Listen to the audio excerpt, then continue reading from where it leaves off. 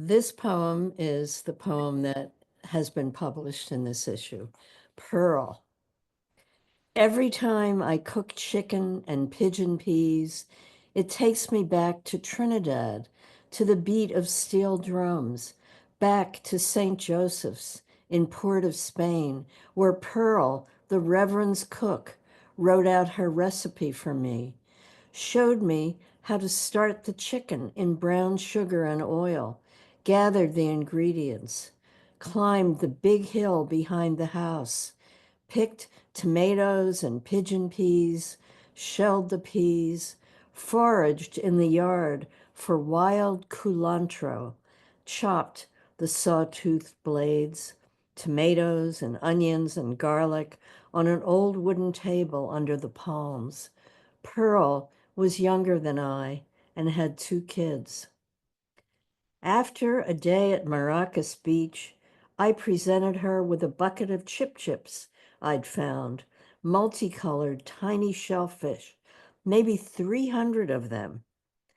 I wish I had known she'd have to come in on her day off to prepare chip soup, scrub each one, take a sharp knife to cut a nubbin of sea creature from each shell, grate them, wash them, strain the sand from them. I wish I had known it would take her all day to deal with those worthless mini clams Trinidadians ignore on the shore.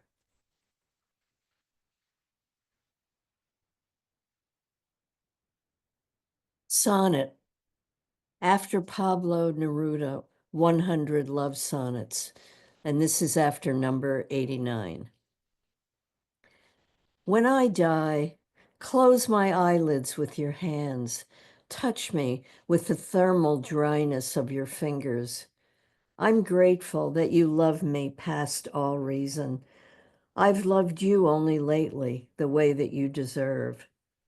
Listen to your favorite singers turned up loud, the old love songs that always make you moan. Walk the marsh and smell the sweet decay. Praise the yellow-headed turtle swimming. Feed apples to the steer who graze the pasture. I want you to stay in love with life. Keep on. You have the love of many others here. Give them weather reports. Hand out advice. Imagine me waiting, though I'm not a believer. Remember me. Find my poems. You be the reader.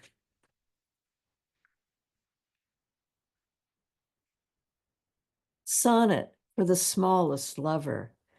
About the size of the nail on my thumb, the peeper makes a giant bubble of his throat to call a mate with a shriek that I can hear 2 miles away. If she decides she chooses him, he hops upon her back, his arms around her waist, an amplexus mating hug. He'll hold her like this the whole day long, while one at a time she releases her eggs, and he'll fertilize the 1,000 like a little duke, spraying for his heirs, who'll hatch and hide at the bottom of the pond, cling to grasses underwater, or bugleweed or skullcap to survive. With the sexual urge in his thumbnail-sized body, he puts to shame our human power to propagate. Our thrust is so short-lived, so fraught, our gravid state. Thank you. Hey all. I'm gonna go against the grain. I hope that's okay, Michael. I'm gonna read something that wasn't published in the journal. My buddy on the call doesn't like the poem that was published in the journal as much as he likes the poem that I'm about to read. It's more uplifting. I did want to say that because he would give me some side eye. He's laughing right now. That's great. Love you, Dennis. All right. The following poem, it starts with an epigraph. It's in my collection. I published a book, my first book, my book baby, Wailing on Whisper Street last year with Bright Bloody. And this is an uplifting poem. I think we could use a little more uplifting stuff these days. The epigraph starts with a statistic keynote from Stop Drowning Now. Fun fact, I can't swim. It states, the truth is that most drownings are preventable, but you must understand the facts and know how to prevent it from happening. This poem's entitled 10 Steps to Stop Yourself from Drowning, a poet's edition. 1. Don't read sad poetry. Words will meld and grab a reach of your bones, of your metaphor. It's the booze of the bard. It will only weigh you down. 2. Swear to be good and pretend you're God. Walk on water and make believers out of your begotten. 3. Don't fall in love with devices of fuck me over plastic. Cheap canoes will crack. The only thing that will save you already exists within you. 4. Leave voicemails even if someone might not listen. Write letters, mail care packages, and hold no resentment. Do something to surprise someone because butterflies and stomachs can be life jackets to friends lost to the waves. 5. Make sure to save yourself before trying to save someone else. Words mean nothing if there's no one there to hear them. 6. Learn to swim even when you are drenched and dampened from your day. Learn CPR. Continue poetry regardless. 7. You think this shit will kill you? It will. 8. Build up fences around anything that may cause you to think less of your surroundings. 9. Make so much noise it fills your lungs and threatens to shoot geysers of grief. There's nothing silent about how you will leave this earth. 10. Don't go at this alone. Look for a lifeguard. So thank you. Thank you, SoFlo. I'm going to read 4 poems. The second and third ones were included in SoFloPoJo. So thank you for that, Michael, and the team. 100,000 dead. Heavy rain consumes New England. Earthworms surface on my driveway. No oxygen in their tunnels. It's 1908 in Sicily. Tectonic plates shift. The earth quakes. Grandma Gracia is stranded in her second-floor apartment. As a boy, I hated rain because it pushed the worms out of their homes and into traffic's path. She held her 2 young children in a Jenga tower, opened the window, and tossed a mattress out. My mother and I would find sticks and lift the worms and place them on the lawn. Gracia grabbed the infants, her rosary beads, and jumped into shouts of rubble. We named the dead worms, one after my cousin who drowned in a river accident. The Red Cross shepherded them to steerage in a ship bound for America. The rain recedes. Survivors burrow back into the soil in my front yard. The earth throbs, pulses. The next one is called Elephant Vigil. They're prodded and poked, harassed and harangued, herded and hunted. 21 of them. Nana is the leader of the pack. Word is the herd is violent, prone to attack. Lawrence Anthony welcomes them into his wildlife reserve, but they resist, insist on knocking down fences, chasing defenseless. He spends time with them. Dawn to dusk, tail to tusk. Plants prayers in their ears. They call him the elephant whisperer. He prefers the pachyderm listener. He puts his palm on Nana's chest. Her heart thumps like a hummingbird. Her trunk blankets him. Lawrence dies abruptly at age 61. The elephants come from miles away to attend his wake. Cloudy skies, walking. They arrive without warning, without pretension. They fill the void in the front of his home. Legs as pillars. Food cannot soothe them. Tails droop, eyes pool. Nana sees rosary beads on the ground. Brushes her foot along the beads like a mother wiping tears from her child's cheek. The next one is called Grande Half Decaf Ice Mocha Light Ice Almond Milk, no whipped. I walk down Manhattan Street in Brooklyn, 30 feet from Starbucks. His sign says, homeless. I pull out a 20. His name is Chris. He stayed at the shelter last night, got into a fight. A guy was screaming and hissing, helter skelter. He smells like piss. Man gave him a bus ticket to Ohio yesterday. Today he's begging for snack money. He calls me sir. I come out of Starbucks and he tells me that I have to see the bruises on his butt from last night's fight. I say no, but he shows me anyway. Blood pools purple under his skin. It reminds me of my sister's lips when she passed from cancer at 43. When I visited her, she was a skeleton on a couch, a doll on a shelf. After I flew back home from Pennsylvania, I got the call.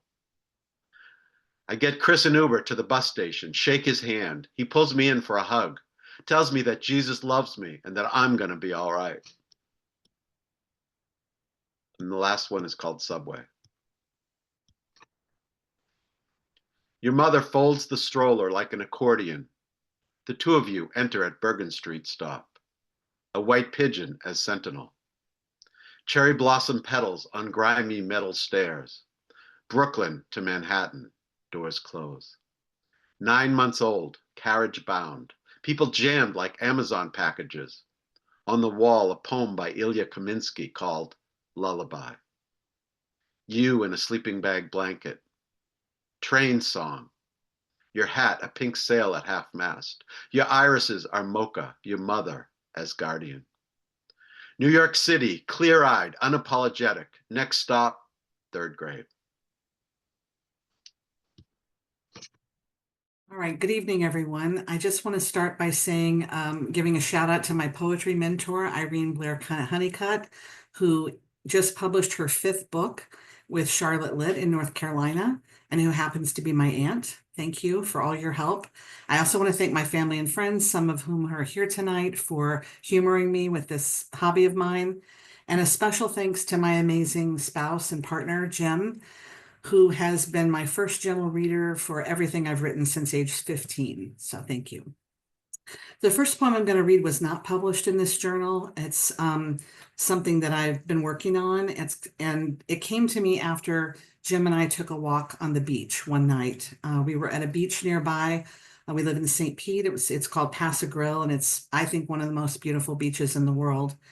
And this particular night, I was walking along and I had this memory of a time that I visited my grandparents. And so I tried to capture the past and the present in this poem. The title is The Canvas of This Evening. Tell me there is anything at all more beautiful than this watercolor pastel glow spreading across the Pass Grill sky, then swirling to a molten red-tinged orange and exploding lava-like onto the canvas of this evening. Tell me each evening has been the same across the miles and decades since I stood, age 7, beside Grandma on Anastasia Island, her holding up a bleached conch shell to my ear, asking if I could hear the ocean surging inside, later giving it to me to pack in my suitcase at the end of summer. Tell me that science can explain it all, that what I saw as the sun sliding down tonight was simply the earth rotating, that what I heard in the conch shell long ago was just trapped air echoing ambient sounds inside a displaced casing, that what I took as treasure was merely created to surround a mollusk in safety. Tell me that there is no magic, when what I know is that even in a landlocked state like Texas or Idaho, or wherever my family wandered next, I could press my ear against the smooth outer lip of that husk and always hear the echoing sound of home. Thank you. The second poem I'm reading is the one that is published in the South Florida Poetry Journal, and it's titled Rebel.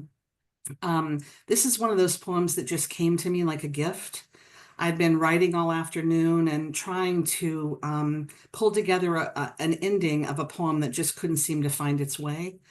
And I was sitting in my living room, and all of a sudden I just started typing this on my phone. And I heard recently that Robert Frost said that if there's no surprise for the writer, then there's no surprise for the reader.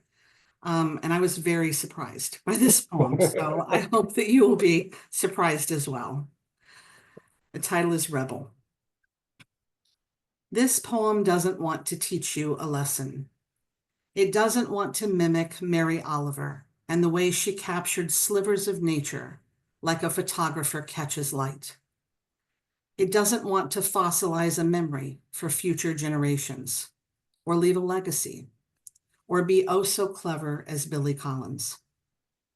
It doesn't want to do a slow striptease presenting some hidden part of me. It refuses to adhere to form or stand quietly in lines like kindergartners. It doesn't talk in an inside voice or raise its hand patiently, waiting to be called on. It slipped out like a belch, running from assonance into chaos, flinging itself onto the bed with a sigh, stretching and then farting loudly. It wears sweats instead of alliteration. No thesaurus was consulted, no edits required. It came out like a birth, messy and fluid-filled, plopping onto the page rumpled and wild-eyed, wriggling out of any beauty I tried to clothe it in, and I could not bear to tame it. Thank you. Donna and I are going to read a contoured villanelle, and I'm very excited. So thank you, Donna, for saying yes. I have to publicly thank Donna that I emailed her and said, hey, girl, let's do a collaboration. And she said, okay. Wistful villanelle with museum admission. A Contoured Villanelle, using Villanelle at Sundown by Donald Justice. My mind drifts off when I see the color yellow. Cornmeal, marigold, an old bruise, a deepened, Golden delicious. Will I always think of you? these paintings show me nothing but my failure. I lean into cliches. I still question what happened. Paralyzed by what ifs, amber trapped in yellow. I try to remind myself that regret holds no value. Even brushstrokes of Van Gogh can be cheapened. His self-portrait steers memories, and I think of you. See your eyes in the potato eater's dark milieu. My therapist pressed until my memory sharpened. Away from the blur of nostalgia's sepia yellow. She asked, do you think betrayal has a color? I have no answer except sunflower, bed sheets, weekend. I promise my actions aren't the sum of what I think of you. I recall my callous words, your expression, drawn and sallow. Yes, I cheated. You were right all along. My lies end. Here, you're smiling, somewhere warm and yellow. You've moved on while I still think of you. So a contoured villanelle takes the end words from each line of an existing villanelle, matching end words in the same order to construct a new villanelle. So in that theme, since this is South Florida Poetry Journal, the queen of South Florida herself, Denise Duhamel, and I wrote a contoured villanelle together. So I am going to read Scream Queen Villanelle, a contoured villanelle using Mad Girl's Love Song by Sylvia Plath, and I wrote this with Denise. When I was a kid, I loved to play dead. After watching Halloween again and again, at my desk, I feigned sleep, a knucklehead, dreaming of being a scream queen. My red blood splashed across the screen at the drive-in. When I was a kid, I loved to play dead, pulling my covers tight, trapped in my bed, so sure I'd be strangled by someone insane. At my desk, I feigned sleep, a knucklehead, refusing to be forgotten, not willing to fade, to live on in the film where other killer women. So sorry. When I was a kid, I loved to play dead, escaping the boogeyman, as Lori said, before she survived by changing her name. At my desk, I feigned sleep, a knucklehead, envying Lori. She didn't run, instead, off with his head, never to fear Michael again. When I was a kid, I loved to play dead. At my desk, I feigned sleep, a knucklehead. And if you're not a Halloween fan, some of those references may not have landed, but you should watch Halloween H2O. Just trust me. Oh, it's amazing, Dustin. Thank you for inviting me to collaborate with you on that poem. I love that you've kind of coined this new version of the villanelle for everyone. And in that spirit, the other poem that I'm going to read does reference another poem, although it's not a villanelle. And this is called Dear Disaster. Darwin got some things wrong. Sometimes survival is avoiding attention, collecting dust in a silence disguised as discipline. But I've never been good at being demure. My defiance dots the map, a buckshot spray of mistakes. I'm drafting a new path to demolition because, let's face it, death is an inevitable destination, but the only one where I dream about infinite delays, hoping to dally in the world's dingy airport, forever dressed in comfortable clothes and charging my devices. I don't want to be dignified in my demise, rage against the dying of the light and all that, but make it more beat drop. Maybe hang a disco ball to refract the dimming light. Let me greet the dirt, not distinguished, but extinguished, happy as a moth devoured by the flame it desired. Thank you. What could you do? I want to say first, also, with Joe Barca, when you were talking about, the worms on the sidewalk, you guys in South Florida have hurricanes. Here in the hinterlands, we have, worm sidewalk warnings, and you go down to the airport and there's two gray flags. So it's probably a trope by now, but watching Zoom calls get going, I always love that because someone said it's like the modern version of the seance, So someone wants to join us. Mary, are you there? And so you get to kind of do that while you're at work too. So what the heck? And Dustin, I actually had Donald Justice as a professor teaching the workshop 2 different semesters when I was at Iowa. And he won the Pulitzer Prize when I was there, which was funny because he said he had to move the date to March 18th at 7 in the morning. And I said, well, I can't make that because the day after St. Patrick's Day, I won't be done throwing up by that hour.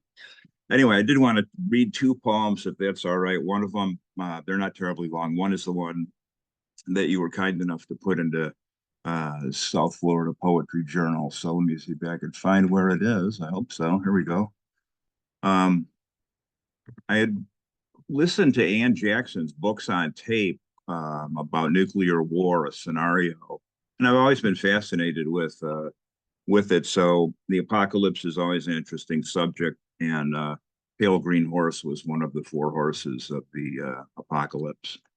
A pale green horse. I woke to radio static and screens blue with beetles. Was the sun a little brighter? My tongue tastes like a penny. By Tuesday, the panting of our dogs was no longer comic. They, the faithful, were dying honest and apologetic deaths. Thursday, shaving water was yellow and smelt of eggs. Mealworms precluded pancakes. Marble sweat runs down the long windows. Sunday's pew-warped prayers are for moon blue dust in the eyes of the sun, or at least a private death. Stillbirth becomes as common as the crows, and crows, blue and awkward, are everywhere about. No iron filings blow past the windows in sheets like rain, and metal shavings clatter against the siding. like handfuls of gravel thrown by a mob of love-struck imbeciles. My wind-blown dreams are of spikes and wire, blades and wings. The world now chokes on iron red dust from Mars, from Mars, from Mars. Some of the younger trees have formed a skirmish line roughly between my heart and the lake. Too late. There must be a generator the size of a Buick powering that siren. Listen. No, really listen. It's our prophecy, and in only 2 notes. See if I can get back to Zoom. The other one was one that I had put a couple times when I sent poetry out that, you kind of publish me at your own risk, because a lot of people would do that and then their magazine would go away. And this was one of them. so I thought I would read from it because I didn't want it to go completely to waste. It's called Mousetown.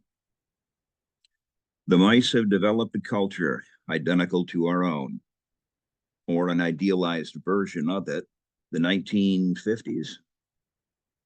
Mother mice wear little aprons, father mice wear little Hamburgs, and drive off in their wind-up Chryslers to wherever it is that fathers or father mice go all day. Is it really so bad to have a little world with a friendly mouse cop at every crosswalk, holding up his white-gloved, four-fingered hand to stop the cartoon traffic, shepherding the little mice on their way to school, where, of course, they study the rudiments of the same subjects real kids do? After all, father mice are always home by 6. They're never drunk. They're never really mad. Mother mice, zonked out on Stoli or Xanax, never failed awake from their afternoon naps, never leave the little mice stranded in the rain after practice, scurrying home through a neighborhood of cats. These mice always get the cheese. They snag entire cooked turkeys with fishing poles. They hand bewildered cats red sticks of sizzling dynamite. They never run in frantic pantomime as they swirl down the toilet bowl. They read the paper. They wear store-bought underwear. They don't look through dumpsters for food. They don't give the chicken leg they find there to an ulcerous little sister. They don't hide on the fire escape in the snow until everyone else in their apartment has fallen asleep. You can think of it this way. There is a real moon and there is a cartoon moon. The cartoon moon can be shattered by a thrown shoe. The real moon hides its pockmarked face or rolls along the curb reflected in gasoline rainbows until it drops down the sewer grate like a coin. There is a real world, but there is another world, and sometimes I wonder which is which. Which are the mice and which are the children, and which one am I, and where is our moon?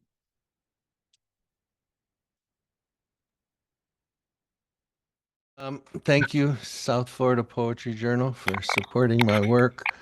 I really appreciate also that you said no grants. I just read a book by a pretty well-known poet from considered a pretty elite small press, and I was looking to see how they made the book so pretty, and they're thanking the voters of Wisconsin, the Wisconsin Art Council, the Ford Foundation, the Target Foundation. It went on, and I think it's hard to please all those people, and it generates a lot of, I think, what Bukowski called blameless, tame verse. Margot Wizansky, my goodness, I wondered if you grew up in La Habra, California. Your voice sounds so much like Diane Wachowski. It's very beautiful. Same thing. I won't read Drayton Plains, Michigan. It's in the journal, and I appreciate having audio files to the poem so you can hear that. This is, let me start my timer so don't make sure I don't fall in love with my own voice. Dominic Boney was my grandfather. He was born in Italy and came over to through Ellis Island in 1903 or so, and this is an adventure I had with him. We were both baseball fans, and I grew up outside of Detroit and loved the Tigers. He was a Yankee fan, and this took place in '75. I also liked that Red Sox team, Freddie Lynn and Jim Rice, and so he took me on a train to New York to see a Yankee game against the Sox, and then his brother lived in Boston, and we went to see a game in Fenway against the Yankees. Dominic Boney. I was 14 when he took me to New York for the first time to see the Yankees play the Red Sox, then the train to Boston to see the Sox in Fenway play the Yankees. East of Utica, the train stopped, then backed up for 20 minutes. Will we miss the game? No, this is how Amtrak works. My parents gave him money for expenses. Our first stop, Vernon Downs. He put it all on a trifecta and won, peeled off $120 and handed it to me for spending money. In New York, he pointed out the Twin Towers with disgust. Such ugly blocks. How could they let them build that? Then to the Empire State and Chrysler buildings. Subway to the Bronx, much of the crowd drunk and cursing. We walked barely lit streets after the night game to find the cheapest hotel. Once inside our room, he leaned against the bathroom wall above the toilet and his hand and arm went through the wall. Next day, the train to Boston to stay with his younger brother, Uncle Jim, and Aunt Olga. Jim, a successful civil engineer, took us to his seats in Fenway, close to home.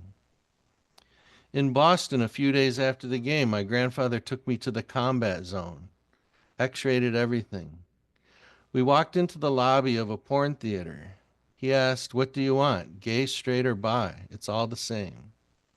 It was the first time I'd heard anything positive about gays. I said nothing. He chose bi. I watched mostly the men, very good-looking men. I'd never seen live sex, and when the first man's hard-on came on the screen, so huge, I thought something was wrong with me. In Fenway, my Instamatic snapped pictures of Freddie Lynn, then Carlton Fisk goofing with the ground crew. My team was Detroit, and later that year, one of our idiot, horrible pitchers, Vern Rule, hit Jim Rice and broke his wrist. Rice couldn't play that series. The Sox lost in 7 to the Big Red Machine. I've taken myself to 10 countries, 4 continents. That trip by Amtrak with my Italian grandfather, equal to them all. He was Bukowski without the art. Hard drinking, a lousy father, con man, gambler, womanizer, tool and die at Chicago Pneumatic. Great athlete, left-handed first baseman in the Italian leagues in his teens and 20s, power, glove, and average. That summer, he took a Greyhound to Michigan for our East Coast swing. At 70, he'd just stopped playing for the company team. Showed me a huge bruise where he'd slid into second. I was a catcher, and he wanted to take a few swings in the backyard. He took my very large wood bat, I was always overdoing it to not seem gay, in the back of our gray brick house and had me pitch. As he was old, I threw him a slow overhand lob. He took the pitch and sensed, "Come on, put it in there." The next pitch threw as hard as I could and he launched it. Cracked so loud, ball moving so fast I flinched. It traveled high out of our half-acre backyard, cleared an 80-foot oak, cleared the vacant lot in back of our house, still moving up, cleared the next street, Lakewood Drive, and sailed toward Watkins Lake. Finally so small, I lost it. Ruthian. K-lines, home runs, line drives. We walked through our yard. It was my only baseball. Through the vacant lot, across Lakewood, down to the house across the street from the Powers, and down to the shore of Watkins Lake. Never found it. And a quick short one, Bungalow Heaven is a historic neighborhood north of me in Pasadena. The houses are built in 1870 through about 24. And I live in the poor apartment area south of there. And Bungalow Heaven. Yesterday, we walked through Bungalow Heaven, saying many of the same things we often say of the houses we like and don't like. Houses we'll likely never have. I'm so happy we've been together these 13 years. Even though most days we want more, most of the last 13 have been enough, and more than enough, as we've seen Skid Row in LA and the slums of Bangkok together. That's it. Hare Krishna. Yeah, I just wanted to read one, and it's not the one that's going to be out in this issue. It's called Who Knows? She hiked against the traffic light, A broken promise, dragging a two-wheel wire basket filled with beer and soda cans, talking trash. What was she thinking? At that moment, a mother of two at the crosswalk stopped texting. One child licked a grape popsicle, dripping on his sneakers, and even the infant stewing in the stroller forgot what he had just done. That's when the truck driver sensed an angel looming over the windshield and slammed on the air brakes, losing control of his donut. All week he'd been ridden, daughter in the hospital with the rash and swollen spleen of leukemia, and brother who quit the 810 busted for meth with intent to distribute, then cursed when he learned the family couldn't afford the bail or hospital. Death infused his cab, then evaporated, but blood raced. Honking from behind the truck, someone shouted, "Move it!" and a pocket of people launched from the curb, already losing wages. The trucker threw up his hands, signaling helplessness to everyone watching, said, "F it," and shifted gears. The angel, embarrassed, disincarnated.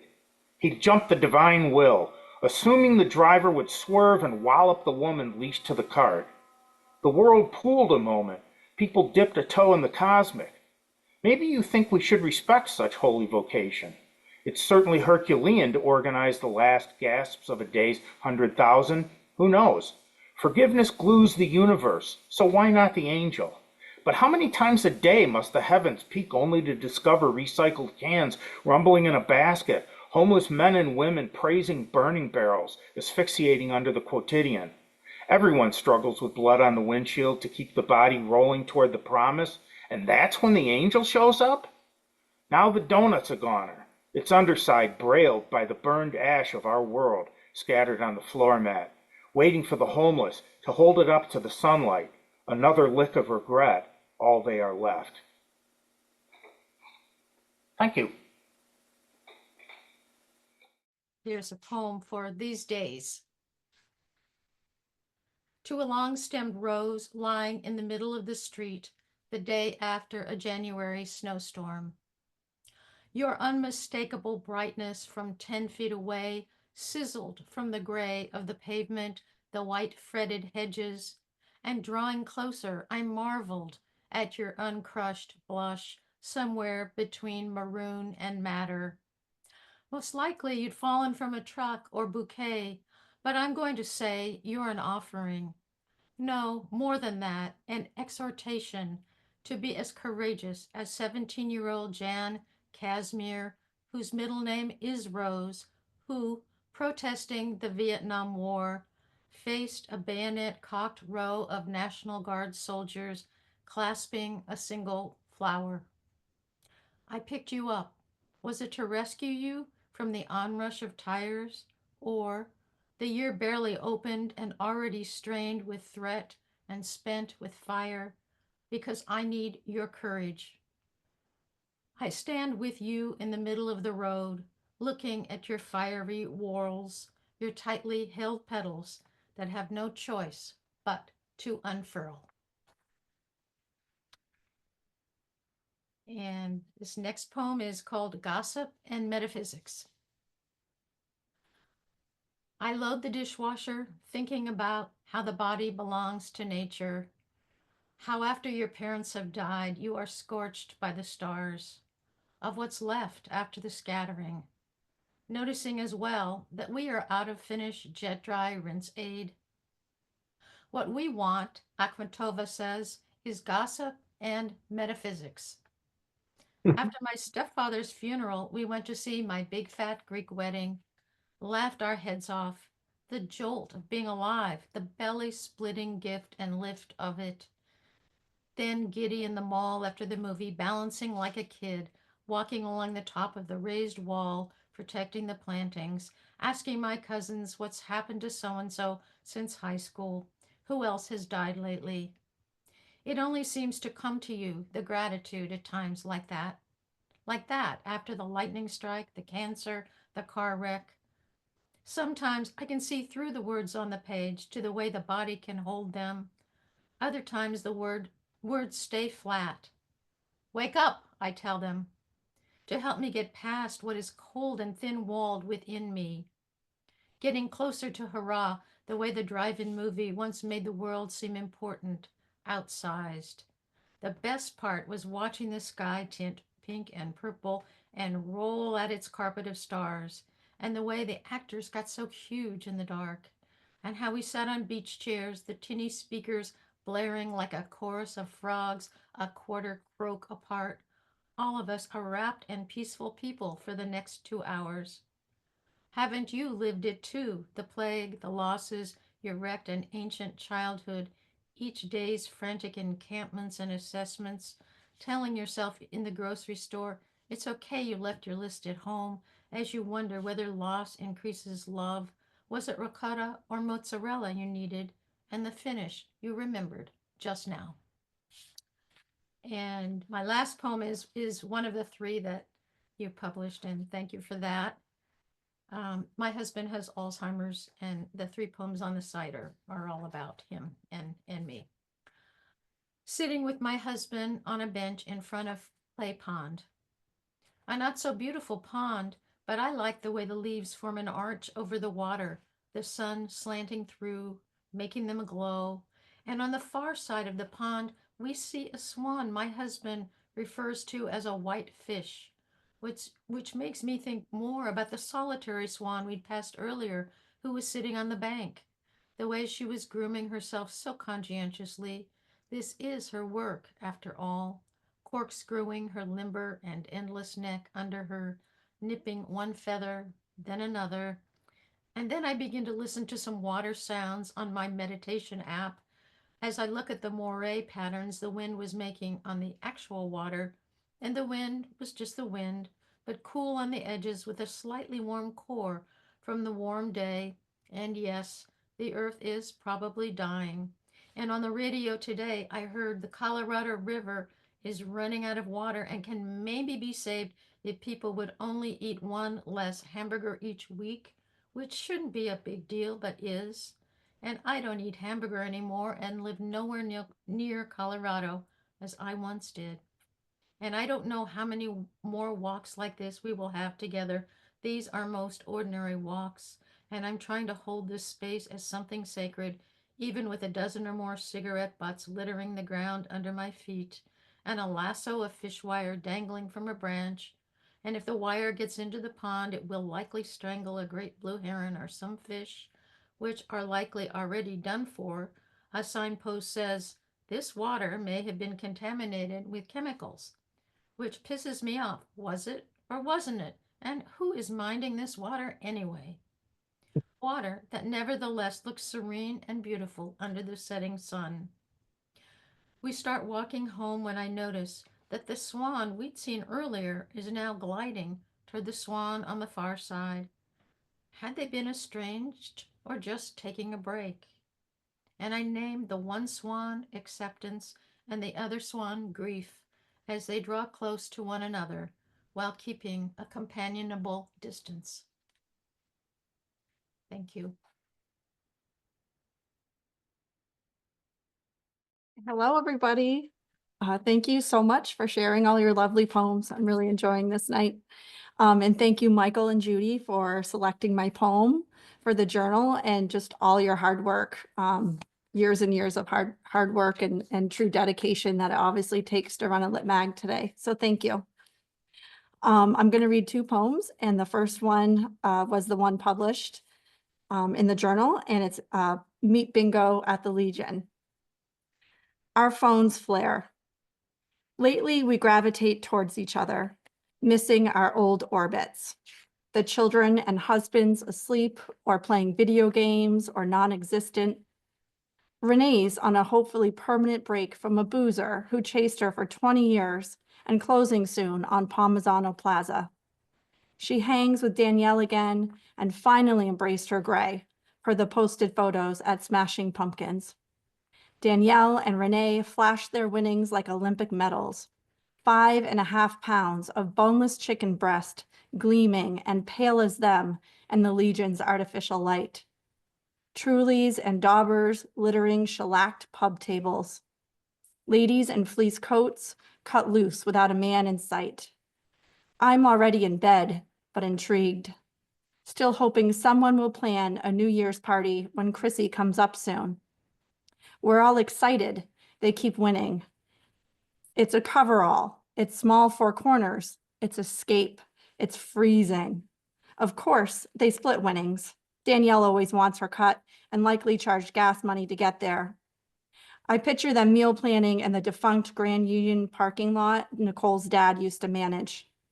Christine's kids have never seen snow, and she heard the song 1979 play at Shaw's today.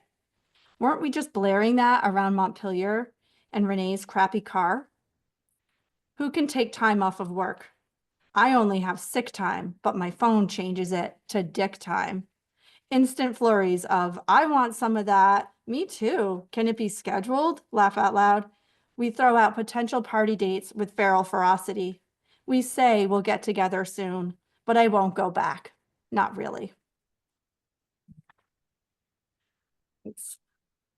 The next one with my captive audience here, I wanted to include a football poem, which I know is kind of corny, and I know, Sunday's coming soon enough, but I'm in an Eagles household, and so we've been waiting for this, and I just have to read this poem. All right. Sunday fun day in my 40s.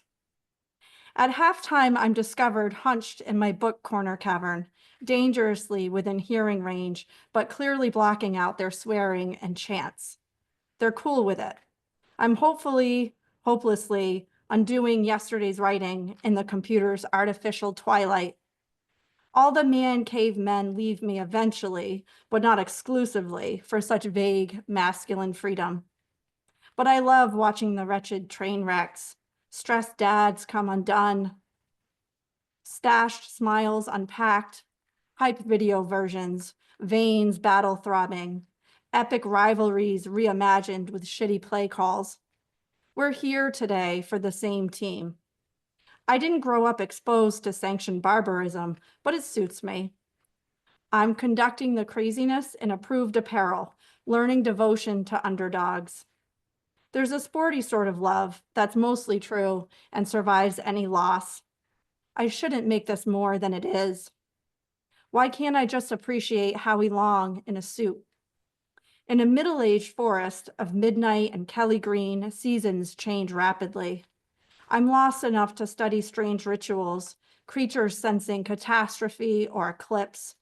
Every head, hand-wrung hair, freshly shaved or hidden by new hats. The guys pass purposefully now, to huddle and partake in smoky vices far away from wondering wives, pulling away like recommissioned trains, chugging and plugging along, leaving our bar station all crumbles and devastated hot wings. Rumbling past, one after the other, middle-aged men, beaming and breaking through like a solar spectacle, suddenly tight in their little walkway tunnel like high school hallways.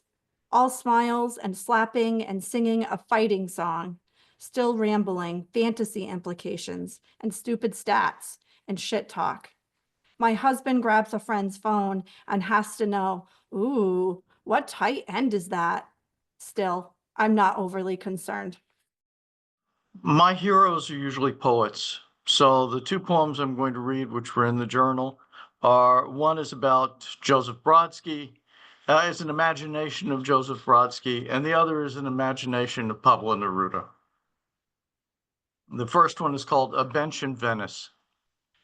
He sits on a bench in Venice, staring at the Neva in December. All his clothes purchased in Italy or the States, his coat wrapped around him the way a new language surrounds the old. By the desk in the apartment, there are two typewriters, English and Cyrillic, and a ream of white paper. Late for an appointment, he hurries across the wooden bridge at the Accademia. His heart beats fast. His body cries out for espresso and a forbidden cigarette. He wants to sit in the San Marco when the band is playing, and later eat cuttlefish cooked in its own ink, spooned over white polenta, white as a sail on the lagoon. But the truth is, he never sees white sails on the lagoon. Mostly there have been water taxis and fishing boats, green ferries carrying automobiles destined for Trieste or the Balkans. Beside the statue of Garibaldi in the park, a couple shares a cup of strawberry gelato in winter. He laughs reflexively. Garibaldi's statue lacks his trademark red shirt. He's wrapped in stone, the way the poet's wrapped in wool. Water from the lagoon surrounds water flowing beneath the Bridge of Sighs. All the water in the world mixes together. The Amazon flows through Florence and the Nile through New Orleans. Rivers, like humans, change their clothes, but water is always water. The Aegean, the Black Sea, the Mediterranean, all taste of salt. Each buys its underwear in Istanbul and Odessa. Each wears the sky for a scarf. The poet thinks of space folding around him, just as fungible as water, or as all the sounds a human voice can make. His chest still aches from surgeries.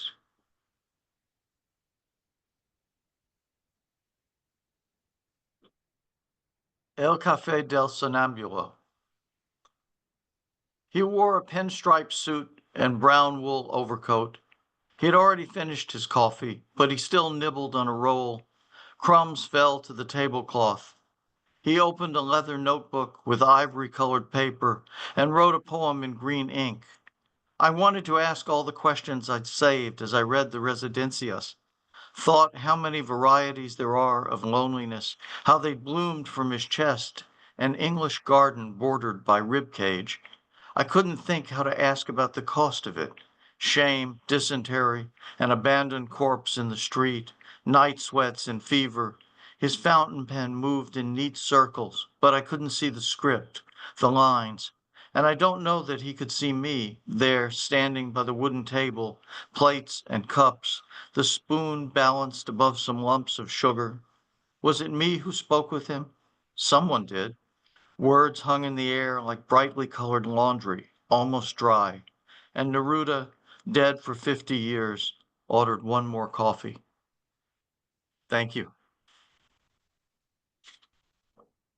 Thank you, Michael, and thank you, Judy, and thank you, everybody who's been reading. It's been terrific, a really nice evening. I'm going to read a few poems from my new book, Frida Kahlo in Fort Lauderdale, and then I'm going to finish with the poem in this issue of the journal. The first one is called Frida Kahlo's painting, The Deceased, Dismas Rojas, age 3. There's a painting of the child there. Diego painted the mother cradling him. Frida painted him as he was in death. Eyelids parted. Hold a mirror, no breath. Diego painted the mother cradling him. The mother believed in prayer and sin. Frida believed in doctors, not witchcraft. Diego painted the mother cradling him. Frida painted him as he was in death.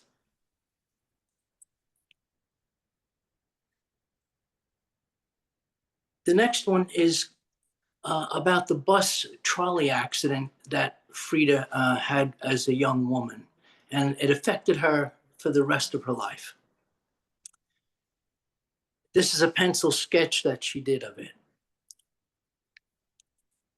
Frida Kahlo's lead pencil drawing of her bus collision with the trolley. The handrail went through her like a sword through a bull.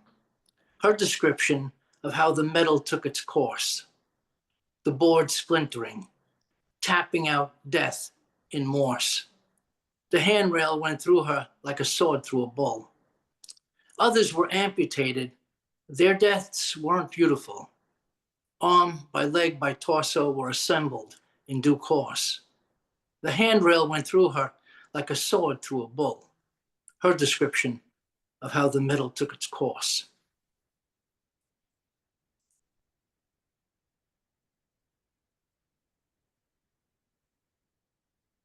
The next one is a kind of manifesto as a poem, which Frida, of course, had many manifestos in her works. It's called Frida's painting Between the Curtains, and it's dedicated to Trotsky. Each woman is a suffragette. Each sex act is a protest sign. Each orgasm, real or not, designed. Each woman is a suffragette. Each woman remembers to forget.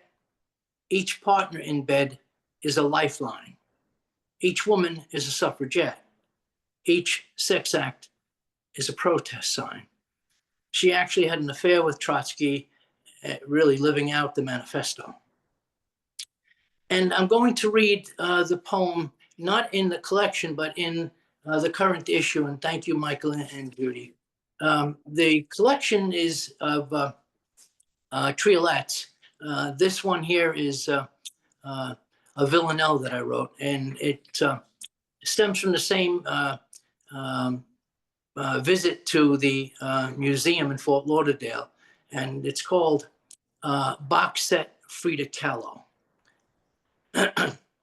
But this box set is at the Norton Museum of Art gift shop. They had a presentation there as well. Box set Frida Kahlo. Frida said that how you suffer reveals who you are, and that time is pain between moments of pleasure. Neither Frida saying is on a set of drinking coasters, nor is what her mother said when Diego married her. She described him as an elephant marrying her dove. Frida said that how you suffer reveals who you are. There's a painting after Diego had sex with her sister. The affair with Christina went on for more than a year. You don't see that work on a set of drinking coasters. It's another self-portrait. And Frida's torn out her hair and put on a man's suit. She's not a woman anymore. Frida said, it's how you suffer that reveals who you are. There's a self-portrait during another of Diego's affairs. He compared fidelity to wearing handcuffs and collar. She bleeds from a thorn necklace. Each set of coasters has it. And trolley bus accident sketch that almost killed her. She said, loving Diego was her life's worst accident ever, and best. Frida said, how you suffer reveals who you are, a saying that is not on any box set of drinking coasters.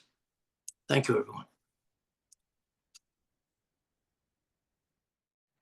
The first is A Little Viper, a short film of my Cold War birth.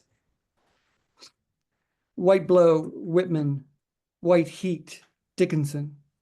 The difference between flesh and bone is vapor, blasted at the speed of light. White of the dresses, mothers, all in a row. White of the hidden parts of the body, fathers, converted to TNT. Whitman, some part fat man. Dickinson, the top of my head is crowning, some part little boy. Or some part even later, coral, pulverized to ash, Kessel, Bravo, so that it falls even after rain has ceased. I brush this snow from my eyes, my hair, my tongue. I put a little in a jar as keepsake, sleep with it under pillow. Cold War child, Daigo, Fukuryu, Maru, little viper sucking at all the poisons offered by nipple and spoon. And then a poem called Bathroom Stall Graffiti. Stupid boy, that set of hips and Brillo wedge you've scratched is really the Venus of Holofels. 35,000 years of human, holy shit, history in your hands. You've skipped geography again to decorate the world. And that cock and balls nearly perfected, it's Greek in origin. A first cut at environmental policy. This rock, my dick, I shall carve its image. It is good to know where things come from, even if later they're plagiarized by you, the Romans, by cinema, still image, until an entire planet is formed and roils and eats up data and is right there leaking the pornographic over everything. Like in that alien film with the giant nearly naked guy. He fucks a river with his genome, making life. but we just paint our dicks on everything. Either way, it turns out bad, death ray, jism, with a little consciousness in it. Rising waters with all the rest. They know where they're going. We can chart the seepage, those animated increments of closing down coastline that feel nearly feminine when we watch. A caress. Thank you. Ugh, hard to follow, Dennis. My gosh, that was amazing. Wow. Thank you. This, like, my attention is just so focused on everyone else. I don't really want to read. I want to keep listening. I have my very first chapbook coming out next month. It's called Big Man. So I thought that I would read a poem from that. It's a memoir book about my father. Okay. Big Man. The walk from the air-conditioned truck to the mall turned him into a popsicle, sweat dripping down his tanned forehead. He had a big build in the arms and shoulders. Strong like bull, he told his daughters. He didn't move easy, but well enough, in his Gold's Gym t-shirt with the sleeves cut off, his ancient mesh shorts. He had nearly made it to the door, its chill relief, when a voice sizzled through the air. A 6-year-old girl exploded into him. Mr. Kemple, Mr. Kemple, Mr. Kemple, hollering like he was a celebrity, not her first-grade teacher. She hugged his damaged leg, wrapped around him like a Band-Aid, and for a moment, he could acknowledge it. The pent-up pain, the strain, how hard it felt to move. Maybe the girl had no one at home to hug. They both took a break from being tough and melted there together. And I have one more if I can find it. Okay. This one's called The Punching Room. Maybe I was 13, out with my dad for the day, and we had to stop by the vocational school where he worked as a special ed teacher. I followed him through the rooms in the uninterested way new teenagers do. But the padded room stopped me. Not much bigger than a closet. What's that? I asked. Sometimes, he said, the kids here need something to punch when a kid gets angry enough, and we want them to do it in a safe place. That seemed enough of an answer to me back then, but I'm 45 now. Did I make this place up? I picture the logistics of the system. My dad shouldering an angry boy into the enclosure, and how to know when he might be safe to come out. My dad, a bear of a guy, had a heart of honey, sweet and stuck. He knew how it felt to grow up in a home that stifled life. His heart pounded his chest, bled out over decades, burst open in isolation, and let itself out. Thanks. Hi, my name is Alison Lubar. I'm coming from slightly outside of Philadelphia, so I guess I should say go birds, but you know, sports.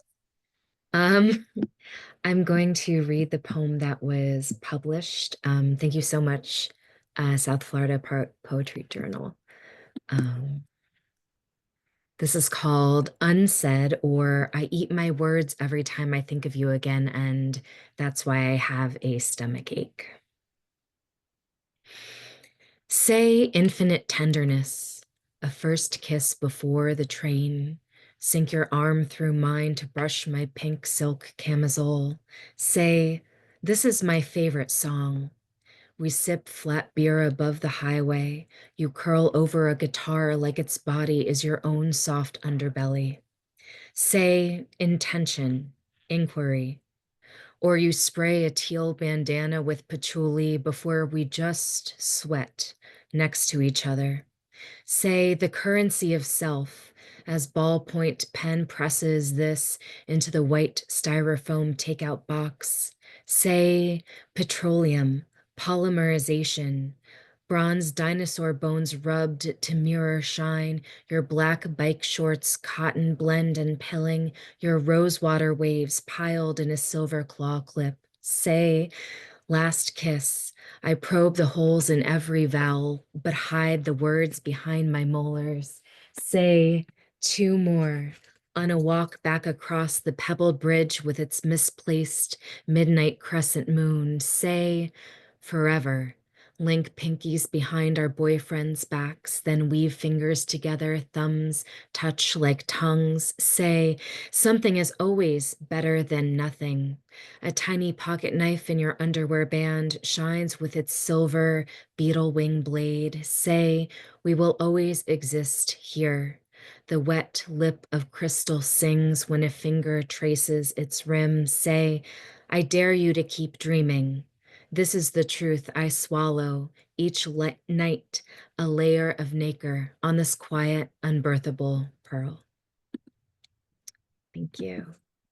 And my second and last poem requires a little bit of background. So I read a lot about being the granddaughter of someone who was imprisoned during the Japanese internment. So my grandfather, who was a later teenager at the time, along with his mother and his little sister, were incarcerated at Tule Lake Detention Center. And this poem has a second background. I'm an English teacher and I love teaching Macbeth. And there are a couple lines from the scene where Lady Macduff is just about to be murdered and her son is murdered, but promise it's not all tragedy of a poem. And it takes place Tule Lake 1944 through Delaware River 2024. Yellow Throat. This discarded fence post piece will become a bird. Out of all of Audubon's dog-eared pages, she chooses the common yellow throat, wonders at a golden voice, a warbler, black stripe across the eyes for its nickname of yellow, bandit. She remembers a Shakespearean mother as a wren. She remembers, too, the sun before his throat is cut. Before this, he promises to survive. The mother asks, "And what will you do now? How will you live?" And he says, "As birds do, mother." What, with worms and flies? With what I get, I mean, and so do they. This mother leaves the scene screaming. In the next one, she's already dead. Both mothers wonder what lives they held before they gave life to everything after. Does the statuette remember being a fence? Does the bird remember the egg? The first lesson that safety, too, is fragile. Why yellow and not gold? Sunset bandit, buttercup thief. Now the yellow throat remembers being a tree. She remembers freedom the same way. Michelangelo is said to have seen angels in marble. His work was merely to set them free. In 80 years, her granddaughter will retire and watch these from her sunny backyard deck, will have a husband to install a heated bird bath for the winter to keep the birds coming, to continue the show unseasonably.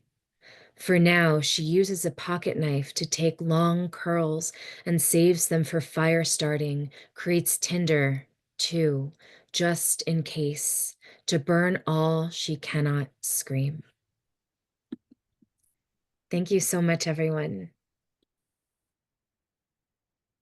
So thank you so much to Michael and Judy for giving a home to two poems from a new collection I'm working on that respond to a book I've been in love with for 3 decades, The Devil's Dictionary by Ambrose Bierce. So I'm gonna start with the two that are in the journal and then add another one at the end. Ocean, noun. A body of water occupying about 2/3 of a world made for man, who has no gills. Ambrose Bierce. Each time our Corolla pulled up to the beach, Mom repeated the story. She, Just a girl, newly 19 that August 5th afternoon in 62, on a Sunday day trip to Sunset Beach, she wades alone in the hybrid green mix of island sound and ocean waters.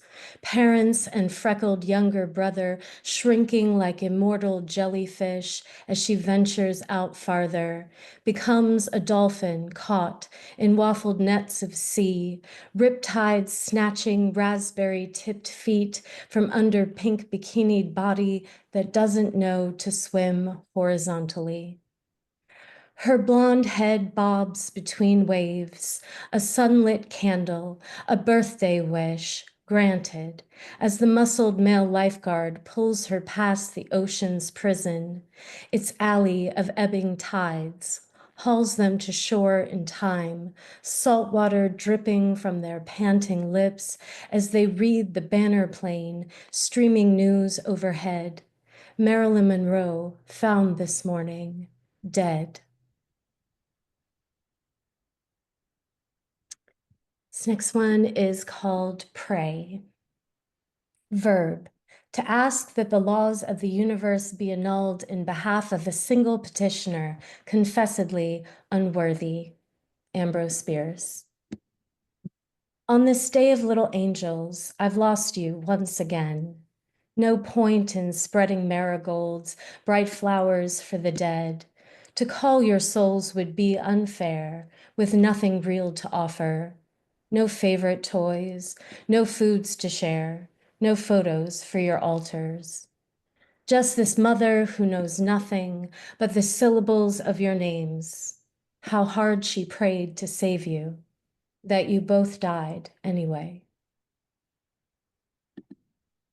This last poem, the sweet folks at Pangyris Lit Mag brought out last month, and I adore it because it is in the form of a poet I love named Charles Jensen, and the form is called Story Problems. As a teacher for 25 years, when you get to start with a prose poem and play with like magical realism and then create the most messed up interactive multiple choice quiz you could possibly come up with. It's a joy. So thank you, Charles Jensen, for the form. This is called Nutrition Problems. She slices apples for lunch in happy return, at least, to vegetarianism. Packs almonds, granola bar, flip phone, and gradebook. Fixes coffee to make possible 2 morning meetings of Comp 1. Grabs the keys, a spare umbrella from the hall closet, unpacks her heart from the top shelf's hat box, swallows it down with a gulp of mocha, wishes she hadn't. Especially when, remembering the school's overactive AC, she needs to head back to the bedroom for a cardigan. Passes the newest room, the newest wound, the would-be nursery, now never to be used beyond spouse's closet, storage room for dirty laundry. Beside its shut white door, she's stuck in towering stacks of onesies tucked in mint green dresser drawers, the plush ladybug wall art, next year's Goodwill donation, gathering dust on the bedroom floor. Quiz on this section. A, how does your reading of the passage change if the pronouns are switched from she to he, you, they? B, how much more meat, round to the nearest pound please, would the main character have needed to eat to save the baby? C, during the year lease, how many times did the protagonist pass the never-to-be nursery? Closest guess wins a spare copy of What to Expect When You're Expecting, which has sections on being pregnant while vegetarian and red meat free. D, were those ladybugs ever hung on a living child's wall? If so, attach the room's diagram, preferably hand-drawn. Thank you.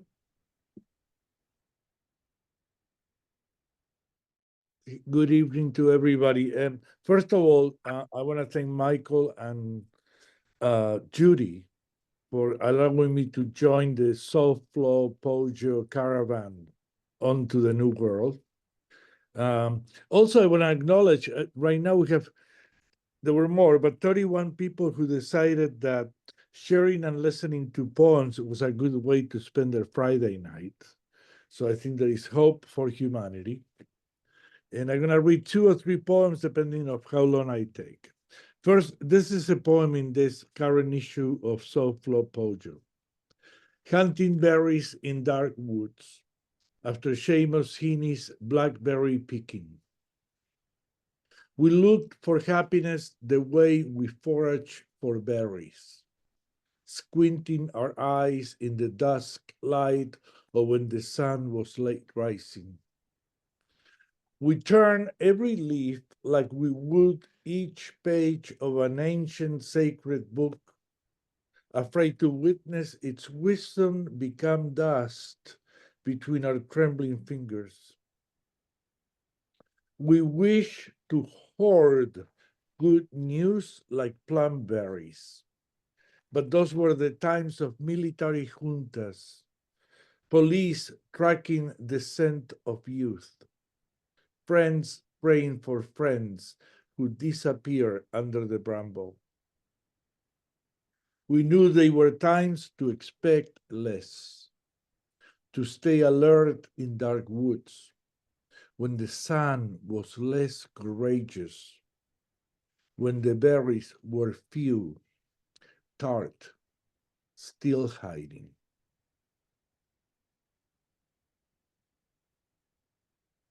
Thank you. And here a couple more, very short. This is called The Trapdoor. These are not published yet. I left the trapdoor open and fell all the way down to the day I met my parents. There was my mother hoping I would redeem her, and my father pruning the trees to see me leaving when I would no longer return. I'm sore from the fall, but I climb back, a splinter buried like a memory in my hand. And this is a short one too. My wife always says that I don't write enough love poems for her. I don't think this is one of them, but I'm gonna say it's one for her.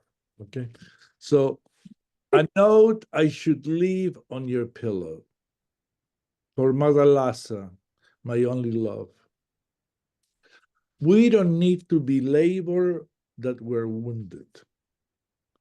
When love was difficult, we stood under the same frame of the same door until the tremor ended. Thank you.